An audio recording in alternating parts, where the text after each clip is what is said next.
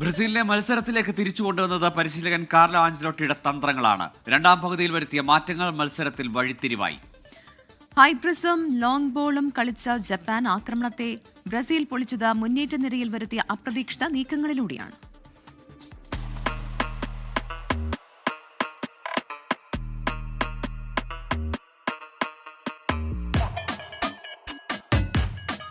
രണ്ടാം പകുതിയിൽ കളി മാറ്റിയ കാർലോ ആഞ്ചലോട്ടിയുടെ സൂപ്പർ സബ്. ജപ്പാൻ ബ്രസീൽ പോരാട്ടത്തെ ഒറ്റ വാക്കിൽ ഇങ്ങനെ വിശേഷിപ്പിക്കാം.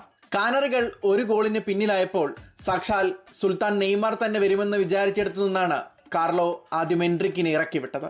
19കാരൻ വന്നയുടനെ ജപ്പാൻ ഗോൾ മുഖത്ത് വെല്ലുവിളി ഉയർത്തി. തുടർച്ചയായ ബ്രസീൽ ആക്രമണത്തിൽ പരുങ്ങിയ ജപ്പാനെയാണ് പിന്നെ കണ്ടത്.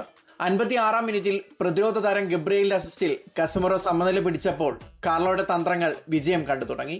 പിന്നാലെ മത്സരത്തിന്റെ ഗതി തന്നെ മാറ്റിയ തീരുമാനം. മിന്യം ഫോമിൽ കളിച്ചിരുന്ന സൂപ്പർ സബ് മത്യൂസ് കുഞ്ഞിയെ 65-ാം മിനിറ്റിൽ പിൻവലിച്ച് ഗബ്രിയേൽ മാർട്ടിനെല്ലി കളത്തിലേക്ക്. കളി അധിക സമയത്തേക്ക് നീങ്ങുമെന്നുറപ്പിച്ച ഘട്ടത്തിൽ ജപ്പാൻ പ്രതിരോധത്തിന്റെ പിഴവ് മറികടന്ന് മാർട്ടിനെല്ലിയുടെ വിജയ ഗോൾ.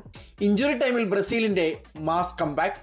ഒടുവിൽ ഏഷ്യൻ കരുത്തരെ തളച്ച് മുൻ ചാമ്പ്യന്മാർ തല ഉയർത്തി തന്നെ പ്രീ ക്വാർട്ടറിലേക്ക്. ഇന്ന് നടക്കുന്ന നോർവേ ഐവറി കോസ്റ്റ് മത്സരത്തിലെ വിജയികളാകും ബ്രസീലിന്റെ അടുത്ത റൗണ്ടിലെ എതിരാളികൾ. World cup desk 24.